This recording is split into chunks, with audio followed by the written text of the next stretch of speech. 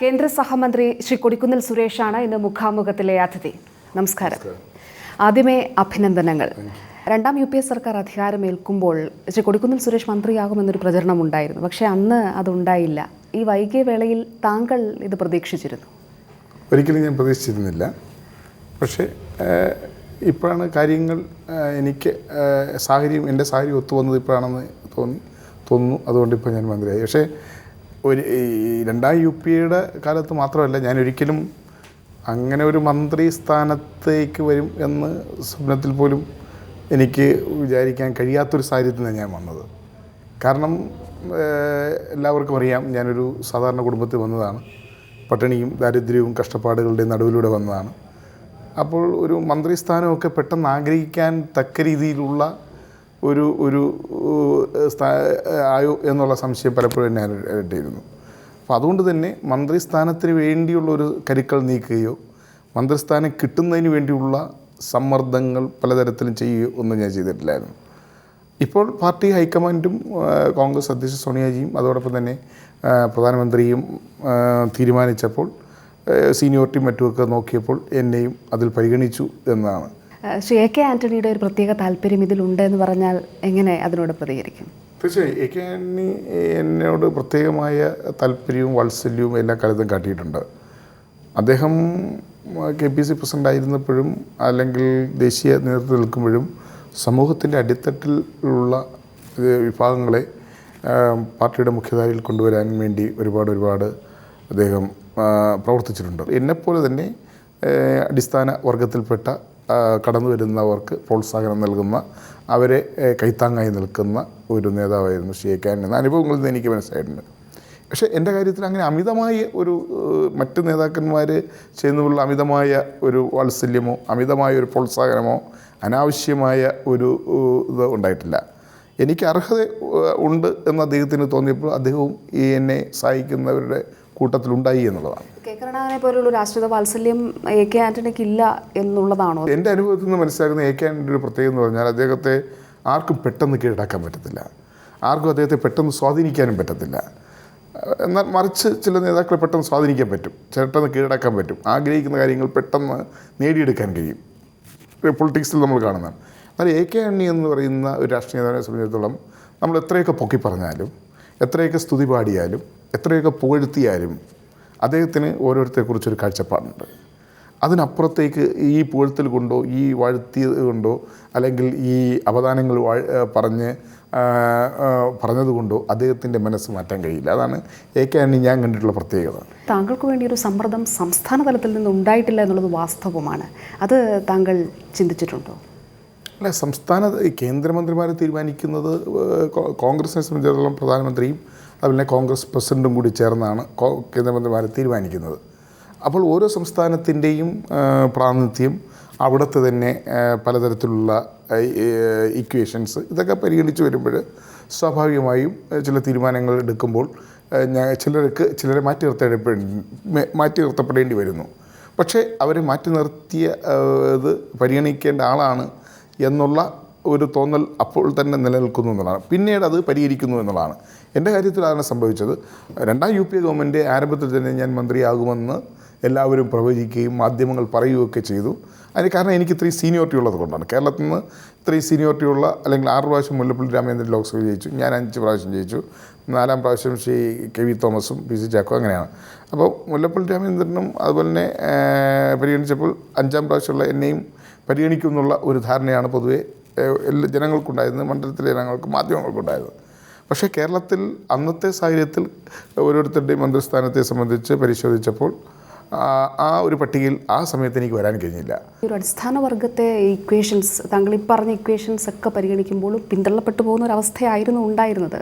പക്ഷേ നമ്മൾ പലപ്പോഴും മന്ത്രിമാരെ തീരുമാനിക്കുമ്പോൾ സംസ്ഥാന അടിസ്ഥാനത്തിലാണല്ലോ മന്ത്രിമാരെ തീരുമാനിക്കുന്നത്. അപ്പോൾ ഇത്തവണ കോൺഗ്രസിനുള്ള പ്രത്യേകം പട്ടികവർഗ MPമാരുടെ എണ്ണം മറ്റെന്നത്തേക്കാളും കൂടുതലായിരുന്നു. സംസ്ഥാന പരിഗണനയും ആ സംസ്ഥാനത്ത് തന്നെ ഈ പട്ടികജാതി വിഭാഗത്തിൽപ്പെടുന്ന സമുദായങ്ങളുടെ അവിടുത്തെ ഒരു സ്വാധീനമൊക്കെ കൂടെ കണക്കിലെടുത്താണ് ഈ മന്ത്രിമാരെ തീരുമാനിക്കുന്നത്. അങ്ങനെ വന്നപ്പോൾ എൻ്റെ കാര്യത്തിൽ ഒരുപക്ഷെ അത് നീട്ടിവെച്ചതായിരിക്കാം, അല്ലെങ്കിൽ പിന്നീടാകട്ടെ എന്ന് തീരുമാനിച്ചതായിരിക്കും. അതാണ് ഞാൻ ചോദിച്ചത്. താങ്കൾ ഒരു ഗ്രൂപ്പുമായി ഐഡൻറ്റിഫൈ ചെയ്യുന്നൊരു വ്യക്തിയല്ല. ഇപ്പോൾ ഒരു ഗ്രൂപ്പുമായി ഐഡൻറ്റിഫൈ ചെയ്യുന്നില്ല. അതുകൊണ്ട് താങ്കൾ പിന്തള്ളപ്പെട്ടു പോയ ഒരവസ്ഥ ഉണ്ടായിട്ടില്ലേ എന്നുള്ളതാണ് ഞാൻ ചോദിച്ചത്. ഇല്ല എന്നെനിക്ക് തോന്നിയിട്ടില്ല. കാരണം എനിക്ക് മന്ത്രിസ്ഥാനം തരാതിരുന്നപ്പോഴും പാർട്ടി എനിക്ക് ഒരുപാട് പദവികൾ തന്നിരുന്നു. അതാണ് മനസ്സിലാക്കേണ്ടത്. എന്നെ കോൺഗ്രസ് പാർലമെൻ്ററി പാർട്ടിയുടെ സെക്രട്ടറിയാക്കി. രാജ്യസഭയിലും ലോക്സഭയിലെയും സംയുക്ത പാർലമെൻ്ററി പാർട്ടി അതിൻ്റെ ചെയർപേഴ്സൺ ശ്രീമതി സോണിയാഗാന്ധിയാണ്. ഞാൻ അതിൻ്റെ സെക്രട്ടറി ആയിട്ട് കഴിഞ്ഞ 3.5 വർഷമായിട്ട് പ്രവർത്തിച്ചുകൊണ്ടിരിക്കുകയാണ്. അപ്പോൾ കോൺഗ്രസ് പാർലമെൻ്ററി പാർട്ടിയുടെ സെക്രട്ടറി എന്ന് പറഞ്ഞാൽ മന്ത്രിയേക്കാൾ എബവ് ആണ്. പല ഘട്ടങ്ങളിലും താങ്കൾക്കെതിരെയുള്ള കേസ് ഉൾപ്പെടെ പരിശോധിച്ചാൽ പാർട്ടിക്കുള്ളിൽ നിന്ന് തന്നെയാണ് താങ്കൾക്കെതിരെയുള്ള നീക്കങ്ങൾ ഉണ്ടായിട്ടുള്ളത്. ഒരുപക്ഷെ കോൺഗ്രസ് പാർട്ടിയിൽ പട്ടികജാതി വിഭാഗത്തിൽ നിന്ന് പാർലമെൻറ്റിലേക്ക് 5 പ്രാവശ്യം കേരളത്തിൽ നിന്ന് ജയിച്ചിട്ടുള്ളത് ഞാൻ മാത്രമാണ്. ഇതിനിടെ ഞാൻ 2 പ്രാവശ്യം തോറ്റു. സാധാരണഗതിയിൽ ഒരു പട്ടികജാതിക്കാരൻ കോൺഗ്രസ് പാർട്ടിയിൽ MLA സ്ഥാനത്തോ MLA സ്ഥാനത്തോ MP സ്ഥാനത്തോ ഇരുന്നതിന് ശേഷം അയാൾ വീണ്ടും മത്സരിച്ച് തോറ്റാൽ പിന്നെ അയാൾക്ക് തിരിച്ചു വരാൻ വലിയ പ്രയാസമാണ്. തിരിച്ചു വരുന്നത് വലിയ പ്രയാസമാണ്. കാരണം തോറ്റാൽ അവിടെ വീണു, പിന്നെ എണീറ്റ് വരാൻ പ്രയാസമാണ്. ഈ തോറ്റ വീണ്ടും എന്നെ തന്നെ സ്ഥാനാർത്ഥിയാക്കണമെന്ന് പാർട്ടി പ്രവർത്തകരും ജനങ്ങളും പാർട്ടിയോട് ആവശ്യപ്പെടുന്ന ഒരു സാഹചര്യം ഉണ്ടായി. അത് ഞാൻ കണക്കാക്കുന്നത് നിയോജകമണ്ഡലത്തിലെ ജനങ്ങളുടെ സ്വീകാര്യതയാണ്. അതുകൊണ്ട് പാർട്ടിക്ക് എന്നെ ഒരിക്കലും മാറ്റി നിർത്താൻ കഴിയാത്ത തരത്തിലുള്ള ഒരു പ്രവർത്തനം താഴെത്തട്ടിൽ ഞാൻ നടത്തി എന്നുള്ളതാണ്. അപ്പോൾ ചിലർക്ക് ചില അസൂയകൾ ഉണ്ടായേക്കാം, പ്രാദേശികമായിട്ടോ അല്ലെങ്കിൽ പാർട്ടിക്കകത്ത് ചിലർക്കൊക്കെ ചില അസൂയകൾ ഉണ്ടായേക്കാം. അപ്പോൾ ആ കേസിൻ്റെ പിന്നിൽ അവരുണ്ടായിരുന്നു എന്നുള്ളത് കാര്യത്തിൽ സംശയമില്ല. അത് ഞാൻ രേഖാമൂലം KPC പ്രസിഡന്റ് എഴുതി കൊടുത്തിട്ടുണ്ടായിരുന്നു. എൻ്റെ ഈ കേസ് ഉയർത്തിക്കൊണ്ടുവന്നത് മറ്റാരുമല്ല, സ്വന്തം പാർട്ടിയിൽപ്പെട്ട ചില നേതാക്കളാണ്. അത് അന്വേഷിക്കണം എന്ന് ഞാൻ പാർട്ടി നേതൃത്വത്തിന് എഴുതി കൊടുത്തിരുന്നു. CPI 5 പ്രാവശ്യം ഞാൻ 4 പ്രാവശ്യം ജയിച്ചപ്പോഴും എൻ്റെ എതിർ സ്ഥാനാർത്ഥി മത്സരിച്ച പാർട്ടിയായ CPIയോ എനിക്കെതിരെ ഒരു കേസിലും പോയില്ലായിരുന്നു, ഒരു കേസും കൊടുത്തില്ലായിരുന്നു. 5ാമത്തെ പ്രാവശ്യം ജയിച്ചപ്പോൾ മാത്രം CPIക്ക് ഇങ്ങനെ ബോധോദയുണ്ടായി.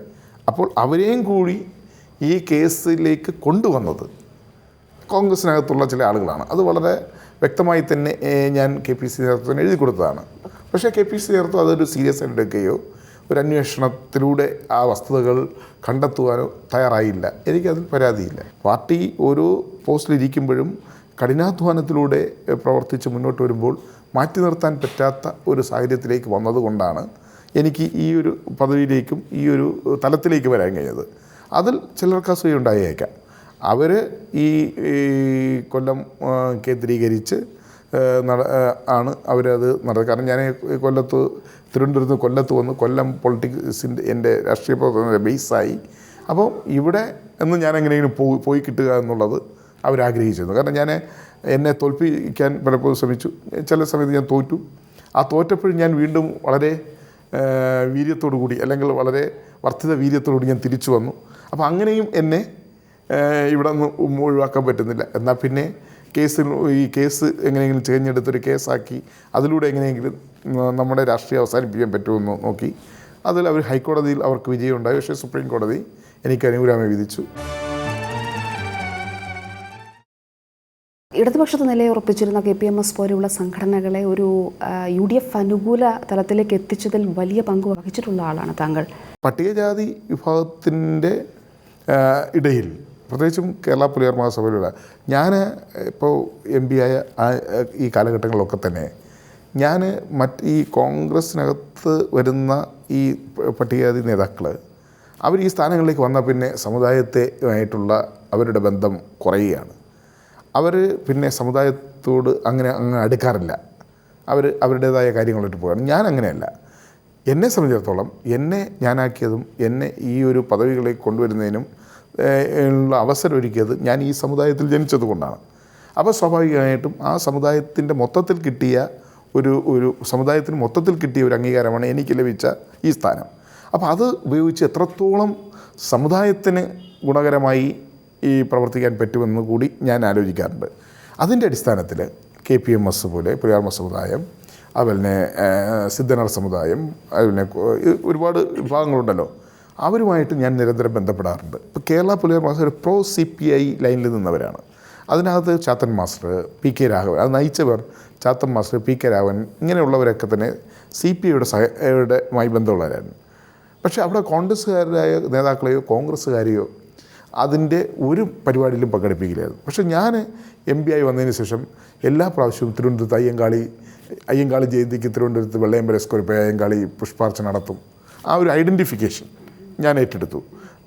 പുഷ്പാർച്ചന നടത്തും, അതുപോലെ തന്നെ മറ്റു പരിപാടികൾ പങ്കെടുക്കും.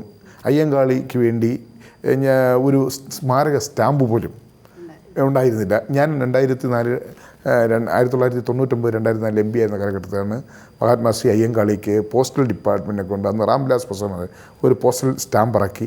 ഇങ്ങനെ സമുദായത്തിന് വേണ്ടിയും സാമൂഹിക പരിഷ്കർത്താക്കൾക്ക് വേണ്ടി ഞാൻ വളരെ ഡെഡിക്കേറ്റായിട്ട് ഇടപെടുകയും അതുപോലെ തന്നെ ആ വിഷയങ്ങൾ ഉയർത്തിക്കൊണ്ടുവരികയും ചെയ്തപ്പോഴോ പുലയർ മഹാസഭയ്ക്ക് തോന്നി നമ്മുടെ സമുദായത്തിൽ ഒരാൾ ഇങ്ങനെ വരുന്നു, നമുക്ക് വേണ്ടി സംസാരിക്കുന്നു, നമ്മുടെ കാര്യങ്ങൾ ഇടപെടുന്നു, അപ്പോൾ അദ്ദേഹത്തെ പ്രോത്സാഹിപ്പിക്കണം. അങ്ങനെ ആ രീതിയിലാണ് ഞാനുമായിട്ട് അടുക്കുന്നത്. അങ്ങനെയാണ് KPMS പൊളിറ്റിക്കൽ സ്റ്റാൻഡ് അവർ തീരുമാനിച്ചു. ഞങ്ങൾ ഏതെങ്കിലും രാഷ്ട്രീയ പ്രസ്ഥാനത്തിൻ്റെ അടിമകളല്ല, മറിച്ച് ഞങ്ങളെ സഹായിക്കുന്നവരോടൊപ്പം ഞങ്ങളെ അവരെ തിരിച്ച് സഹായിക്കും. അങ്ങനെയാണ് KPMS പുലയർ മഹാസഭയുടെ എറണാകുളം മഹാസമ്മേളനത്തിൽ സോണിയാഗാന്ധി വിളിക്കാൻ അവർ തീരുമാനിച്ചത്. താങ്കൾ രാഷ്ട്രീയത്തിലേക്ക് പ്രവേശിക്കുന്ന ഒരു ഘട്ടം നോക്കുകയാണെങ്കിൽ അടിസ്ഥാന വർഗ വിഭാഗം ഇടതുപക്ഷത്തോടൊപ്പം നിൽക്കുന്ന ഒരു ഘട്ടമായിരുന്നു. പക്ഷേ അവിടെ താങ്കൾ കോൺഗ്രസ് രാഷ്ട്രീയത്തിലേക്ക് ആകർഷിക്കപ്പെട്ടത് എങ്ങനെയാണ്? ഞാൻ ശരിക്കും എൻ്റെ ഒരു പശ്ചാത്തലത്തിൽ അവിടെ ഞങ്ങളുടെ ഈ കർഷക തൊഴിലാളികളും അങ്ങനെയൊക്കെയുള്ള അച്ഛനും അമ്മയൊക്കെ അതായിരുന്നില്ല. അപ്പോൾ ഈ CPM ഒക്കെ അവരൊക്കെയാണ് ഈ മേഖലയിൽ പ്രവർത്തിക്കുന്നവർ. അപ്പോൾ സ്വാഭാവികമായിട്ടും ഞങ്ങളുടെ ബന്ധുക്കളും ഫാമിലിയൊക്കെ ഈ CPIയുമായി ബന്ധപ്പെട്ട് നിൽക്കുന്നതായിരുന്നു. CPIയും കോൺഗ്രസും ആ കാലഘട്ടങ്ങളിൽ ഒരുമിച്ചായിരുന്നു, ഐക്യമുന്നണിയിലായിരുന്നു. അപ്പോൾ ഞങ്ങൾ CPIയുടെ ജാഥയ്ക്കും പോവും, കോൺഗ്രസിൻ്റെ ജാഥയ്ക്കും പോവും. ഇത് ഏതാണെന്ന് നമുക്ക് തിരിച്ചറിയില്ല.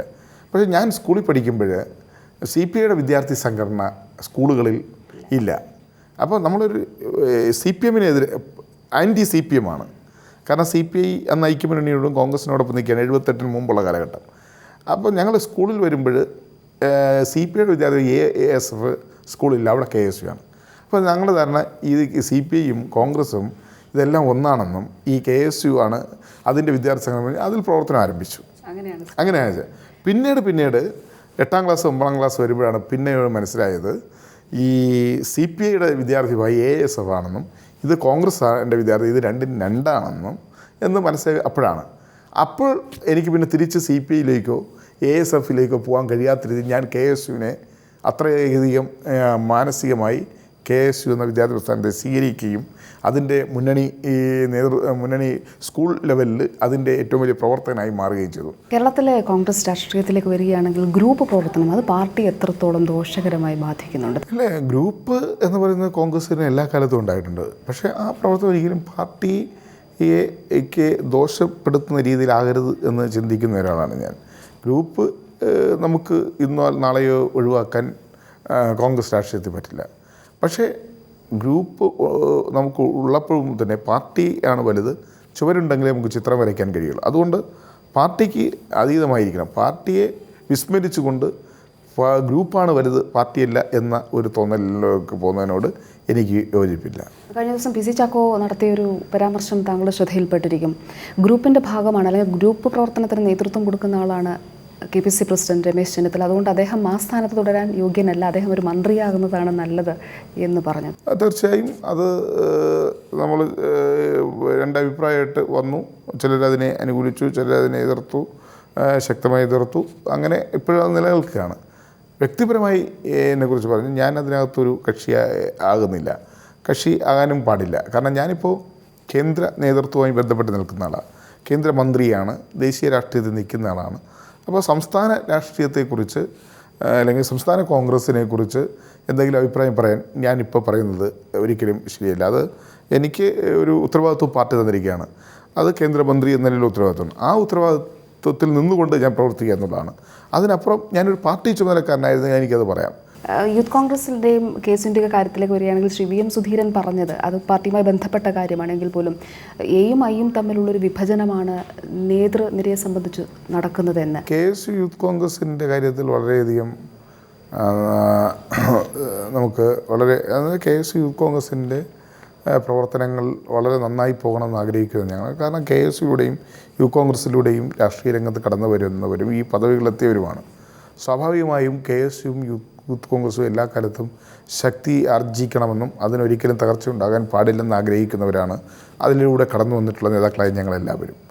അതുകൊണ്ട് തന്നെ KSUവിനെ റിവൈവ് ചെയ്യേണ്ട സമയമായിരിക്കുന്നു. യൂത്ത് കോൺഗ്രസിനെ കുറേ കൂടി ഒരു ഊർജ്ജസ്വലതയോടുകൂടി യുവാക്കളെ കൂടുതൽ അടുപ്പിക്കുന്ന രീതിയിലുള്ള പ്രവർത്തനങ്ങളുമായി മുന്നോട്ട് പോകേണ്ട ഒരു സാഹചര്യം ഇപ്പോൾ നിലവിൽ വന്നിരിക്കുകയാണ്. കാരണം യൂത്ത് കോൺഗ്രസ് സജീവം ആകാത്തത് കൊണ്ട് ഈ മതമൗലികവാദ സംഘടനകളിൽ യുവാക്കൾ ആകർഷിക്കപ്പെടുന്നതാണ്. RSS, അതുപോലെ ക്യാമ്പസ് ഫ്രണ്ട്, അതുപോലെയുള്ള അവിടെയൊക്കെ KSUവിൻ്റെ ഒരു വാക്യൂമാണ് നമുക്ക് കാണുന്നത്. അതുപോലെ യൂത്ത് കോൺഗ്രസിൻ്റെ പ്രവർത്തനങ്ങൾ എവിടെ നമ്മൾ പുറകോട്ട് പോകുന്നു അവിടെയൊക്കെ വരുന്നത് DYFI അല്ല വളരുന്നത്.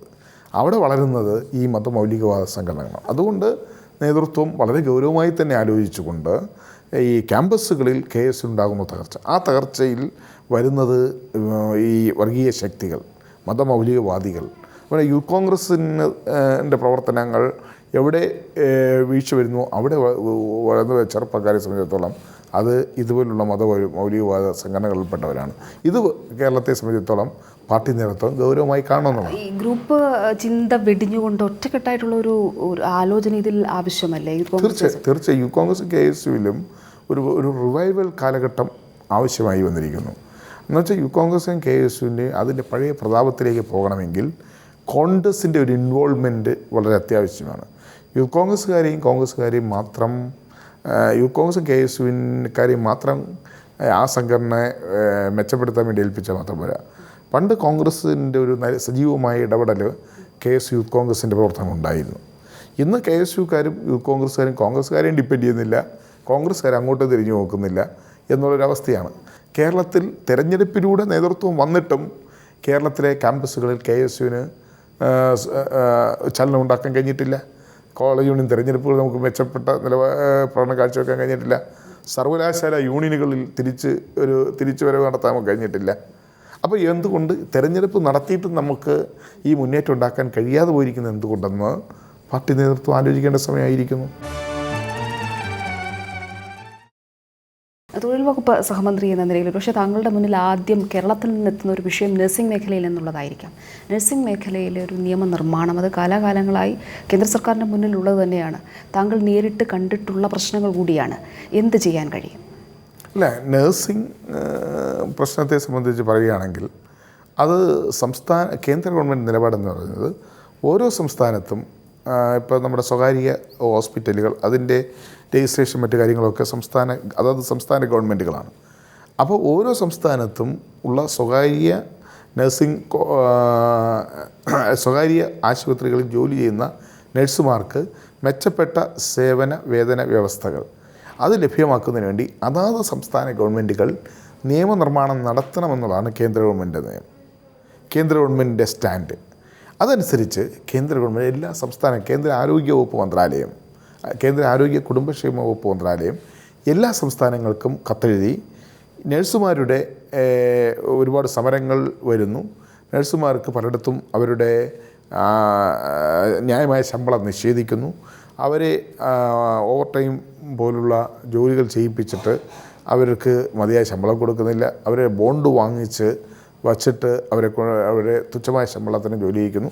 ഇതെല്ലാം കേന്ദ്ര ഗവൺമെൻറ് ശ്രദ്ധയിൽ വന്നപ്പോൾ കേന്ദ്ര ഗവൺമെൻറ് എല്ലാ സംസ്ഥാനങ്ങൾക്കും കേന്ദ്ര ആരോഗ്യ കുടുംബക്ഷേമ മന്ത്രി ശ്രീ ഗുലാം നബി ആസാദ് കത്തെഴുതി. ഇത് സംസ്ഥാന ഗവൺമെൻറ് ശ്രദ്ധിക്കേണ്ട വിഷയമാണ്. ഇക്കാര്യത്തിൽ നഴ്സുമാരുടെ ശമ്പളവും ആനുകൂല്യങ്ങളും ഉറപ്പുവരുത്തുന്നതും അവരുടെ ഡ്യൂട്ടി സമയം ക്രമീകരിക്കുന്ന ഉൾപ്പെടെയുള്ള കാര്യങ്ങളിൽ നിയമനിർമ്മാണം നടത്തി ഈ നഴ്സുമാരെ സംരക്ഷിക്കണമെന്ന് സംസ്ഥാന ഗവൺമെൻറ്റുകളോട് ആവശ്യപ്പെട്ടിട്ടുണ്ട്. ഈ കാര്യത്തിൽ സംസ്ഥാന ഗവൺമെൻറ്റാണ് ചെയ്യേണ്ടത്. എവിടെയെങ്കിലും തൊഴിൽ പ്രശ്നമുണ്ടായാൽ അവിടെ തൊഴിൽ വകുപ്പിന് ഇടപെടാൻ പറ്റും. നമുക്ക് ലേബർ കമ്മീഷനുണ്ട്, സെൻട്രൽ ലേബർ കമ്മീഷനുണ്ട്, അതുപോലെ തന്നെ സ്റ്റേറ്റ് ലേബർ കമ്മീഷനുണ്ട്. നമുക്കത് ഇടപെടാൻ പറ്റും. പക്ഷേ നിയമം ഉണ്ടാക്കാൻ ഒരു കേന്ദ്ര ഗവൺമെൻറ്റിന് ഒരു യൂണിഫോം ആയ ഒരു നിയമം ഉണ്ടാക്കാൻ കഴിയില്ല. ഓരോ സംസ്ഥാനത്തിൻ്റെ സ്വഭാവം അനുസരിച്ചും ഓരോ സംസ്ഥാനത്തും നിലവിലുള്ള ആശുപത്രികളുടെ ആ സംസ്ഥാന ഗവൺമെൻറ് നിയന്ത്രണത്തിലാണ്. ആ സംസ്ഥാന ഗവൺമെൻറ്റാണ് ആശുപത്രികൾക്ക് NOC കൊടുക്കുന്നത്, രജിസ്ട്രേഷൻ കൊടുക്കുന്നത്, മറ്റു കഴിയുന്നത്. അപ്പോൾ സംസ്ഥാന ഗവൺമെൻറ് നിബന്ധനകൾ വെച്ചുകൊണ്ട് നിയമം പാസ്സാക്കിയാൽ അങ്ങനെയുള്ള ആശുപത്രികൾക്ക് പ്രവർത്തിക്കാൻ പറ്റുകയുള്ളൂ എന്നുള്ള രീതിയിൽ ഒരു നിയമം കൊണ്ടുവന്നാൽ ഈ പ്രശ്നങ്ങൾക്ക് പരിഹാരം കാണാൻ കഴിയും. അത് കേന്ദ്ര ഗവൺമെൻറ് സംസ്ഥാന ഗവൺമെൻറ് അനുവാദവും കൊടുത്തിരിക്കുകയാണ്. കേരളത്തെ സംബന്ധിച്ച് തൊഴിൽ വകുപ്പ് സഹമന്ത്രി എന്ന നിലയിൽ താങ്കളുടെ മുന്നിൽ അല്ലെങ്കിൽ ഇപ്പോൾ മനസ്സിലുള്ള കാര്യം എന്താണ്? കേരളത്തിൽ തൊഴിൽ വകുപ്പ് വളരെയധികം തൊഴിൽ മേഖലയുമായി ബന്ധമുള്ള ഒരു സംസ്ഥാനമാണ് കേരളം. ഏറ്റവും കൂടുതൽ വർക്കിംഗ് ക്ലാസ് ഉള്ള ഒരു മേഖലയാണ് കേരളം. പ്രത്യേകിച്ചും പരമ്പരാഗത തൊഴിലാളികൾ, കശുവണ്ടി തൊഴിലാളികൾ, കയർ തൊഴിലാളികൾ, കൈത്തറി തൊഴിലാളികൾ, തോട്ടം തൊഴിലാളികൾ, ഇവർ അതായത് അൺഓർഗനൈസ്ഡ് അസംഘടിത മേഖല, ഇത് വളരെ നല്ലൊരു വിഭാഗമുള്ള കേരളത്തിൽ അസംഘടിത മേഖലയിൽ ജോലി ചെയ്യുന്ന തൊഴിലാളികൾക്ക് ഒരുപാട് പദ്ധതികൾ കേന്ദ്ര ഗവൺമെൻറ് ആവിഷ്കരിച്ചിട്ടുണ്ട്. ആ പദ്ധതികളൊന്നും അതിൻ്റെ ഗുണഫലങ്ങൾ ഈ തൊഴിലാളികൾക്ക് എത്തുന്നില്ല എന്നുള്ളതാണ്. അത് അവരിൽ എത്തിക്കുക എന്നുള്ളതാണ് കേരളത്തെ സംബന്ധിച്ചിടത്തോളം അസംഘടിത മേഖലയിൽ കശുവണ്ടി, കയർ, കൈത്തറി ഈ മേഖലയിലുള്ള തൊഴിലാളികൾക്ക് കേന്ദ്ര ഗവൺമെൻറ് ആവിഷ്കരിച്ചുള്ള വിവിധ ക്ഷേമ പദ്ധതികളിലൂടെ ഉള്ള ആനുകൂല്യങ്ങൾ അവരിൽ എത്തിക്കുകയും അസംഘടിത മേഖല തൊഴിലാളികളുടെ ജീവിത നിലവാരം മെച്ചപ്പെടുത്തുന്നതിന് വേണ്ടി പ്രവർത്തിക്കുകയും ചെയ്യുക എന്നുള്ളതാണ്. 8 മന്ത്രിമാരാണ് കേരളത്തിൽ നിന്ന് ഇപ്പോൾ കേന്ദ്രത്തിലുള്ളത്. കേരളത്തിന് എന്ത് ചെയ്യാൻ കഴിയുമെന്ന വലിയ ചോദ്യമുണ്ട്. ഞങ്ങളുടെ മുന്നിൽ വളരെ പരിമിതമായ സമയമുള്ളൂ, 1.5 വർഷം എന്ന് പറയുന്ന വലിയ കാലയളവൊന്നുമില്ല. എങ്കിലും കേരളത്തിൻ്റെ കാര്യങ്ങൾക്ക് കഴിഞ്ഞ ഈ 1ാം UP 2ാം UPയുടെയും കാലം പരിശോധിച്ച് നോക്കിയാൽ ഒരുപാട് പദ്ധതികൾ കേന്ദ്ര ഗവൺമെൻറ് വന്നിട്ടുണ്ട്. ഡിഫൻസിൻ്റെ CA പ്രതിരോധ വകുപ്പ് മന്ത്രിയായതിനു ശേഷം കാസർഗോഡ് മുതൽ തിരുവനന്തപുരം വരെ ഡിഫൻസിൻ്റെ ഒട്ടനവധി പദ്ധതികൾ വന്നിട്ടുണ്ട്. അതുപോലെ തന്നെ മറ്റു പല മന്ത്രാലയങ്ങളിലും ഇവിടെയും പദ്ധതികൾ കേരളത്തിൽ വന്നിട്ടുണ്ട്. തീർച്ചയായും കേരളത്തിൽ ഞങ്ങളെ പ്രതീക്ഷയോടുകൂടിയാണ് നോക്കിക്കാണുന്നത് ഞങ്ങൾക്കറിയാം. ആ പ്രതീക്ഷയ്ക്കനുസരിച്ച് വരിക റെയിൽവേയുമായി ബന്ധപ്പെട്ട കോച്ച് ഫാക്ടറി, അതുപോലെ തന്നെ വാഗൺ ഫാക്ടറി, ചേർത്തലയിലെ വാഗൺ ഫാക്ടറി, അതുപോലെ നമ്മുടെ ഡബിളിംഗ് വർക്ക് പൂർത്തിയാക്കുക, ഗേജ് കൺവെർഷൻ പൂർത്തിയാക്കുക, പുതിയ ട്രെയിനുകൾ കൊണ്ടുവരിക, ഇതൊക്കെ ഞങ്ങൾ തീർച്ചയായും ഒരു പ്രയോറിറ്റിയുടെ അടിസ്ഥാനത്തിൽ ഞങ്ങൾ കൂട്ടായി പരിശ്രമിക്കും. പക്ഷേ ആ കൊച്ചി മെട്രോയുടെ കാര്യത്തിൽ ഞാൻ നേരത്തെ പറഞ്ഞ പോലെ പ്രധാനമന്ത്രി തടക്കലിട്ട ഒരു പ്രോജക്റ്റാണ് കൊച്ചി മെട്രോ. അപ്പോൾ ഇന്ത്യയുടെ പ്രധാനമന്ത്രി തടക്കലിട്ട കൊച്ചി മെട്രോ അതിൻ്റെ നിർമ്മാണം പൂർത്തീകരിക്കേണ്ടത് നമ്മുടെ ആവശ്യമാണ്. അത് കേരളത്തിൻ്റെ സ്വപ്ന പദ്ധതിയാണ്. എവിടെയെങ്കിലും തടസ്സം ഉണ്ടെങ്കിൽ ആ തടസ്സങ്ങൾ നീക്കാൻ ഞങ്ങൾ കൂട്ടായി ഇടപെടും. അപ്പോൾ ആ തടസ്സങ്ങൾ എന്താണെന്ന് ഞങ്ങൾ മുഖ്യമന്ത്രിയുമായി അതുപോലെ ബന്ധപ്പെട്ടവരുമായി സംസാരിച്ചതിന് ശേഷം അതിൽ ഞങ്ങൾ ഇടപെടും. ഇപ്പോൾ 21-ാം തീയതി പാർലമെൻറ്റ് സമ്മേളനം ആരംഭിക്കാൻ പോവുകയാണ്, നവംബർ 21-ന്. ഈ സമ്മേളന കാലയളവിൽ തന്നെ അതിനിടയിലുള്ള പ്രശ്നം പരിഹരിച്ച് ഇക്കാര്യത്തിൽ ഞങ്ങൾ പ്രധാനമന്ത്രിയുടെയും അതുപോലെ തന്നെ മറ്റ് കോൺഗ്രസ് പ്രസിഡന്റ് സോണിയാഗാന്ധിയുടെയൊക്കെ ഇടപെടൽ ഇക്കാര്യത്തിൽ ആവശ്യമാണെങ്കിൽ തീർച്ചയായും ഞങ്ങൾ അതിൽ ഇടപെടും. കോൺഗ്രസിൻ്റെ കേന്ദ്ര നേതൃത്വത്തിൻ്റെ ഇടപെടൽ കൊച്ചി മെട്രോ വിഷയത്തിൽ ആവശ്യമാണെങ്കിൽ അത് തേടുമെന്നുള്ളതാണോ? ശരി, തീർച്ചയായിട്ടും. കാരണം ഇത് കേരളത്തിൻ്റെ ഒരു സ്വപ്ന പദ്ധതിയാണ്. അതോടൊപ്പം തന്നെ കേരളത്തിലെ ജനങ്ങൾ ആഗ്രഹിക്കുന്നൊരു പദ്ധതിയാണ്. ഇത് കേന്ദ്ര ഗവൺമെൻറ്റിൻ്റെ നഗരവികസന മന്ത്രാലയം കൊച്ചി മെട്രോയ്ക്ക് അംഗീകാരം നൽകിയിട്ടുള്ളതാണ്. അതിന് ആവശ്യമായ ഫണ്ടിങ്ങും മറ്റു കാര്യങ്ങളും അവർ മുൻകൈ എടുത്തിട്ടുള്ളതാണ്. പ്രധാനമന്ത്രി തന്നെ വന്ന് ശിലാസ്ഥാപനം നടത്തിയൊരു പദ്ധതി ഇപ്പോൾ അത് പറ്റില്ല എന്ന് എങ്ങനെ പറയാൻ പറ്റും? അതുകൊണ്ട് എവിടെയെങ്കിലും എന്തെങ്കിലും തടസ്സവാദങ്ങൾ ഉണ്ടെങ്കിൽ അത് നീക്കുക എന്നുള്ളതാണ്. അതിന് മുഖ്യമന്ത്രി ഡൽഹിയിൽ വരുന്നുണ്ട്. അതുപോലെ മെട്രോയുടെ ഡൽഹി മെട്രോയുടെ നായകനായിരുന്ന ശ്രീ ശ്രീധരൻ, അദ്ദേഹം ഡൽഹിയിൽ പോകുന്നുണ്ട്. അവർ സംസാരിച്ചിട്ട് പ്രശ്നങ്ങൾ തീരുന്നില്ലെങ്കിൽ തീർച്ചയായും ഞങ്ങൾ ഇടപെടും. വളരെ നന്ദി ഇന്ത്യ വിഷനുമായി സഹകരിച്ചത്.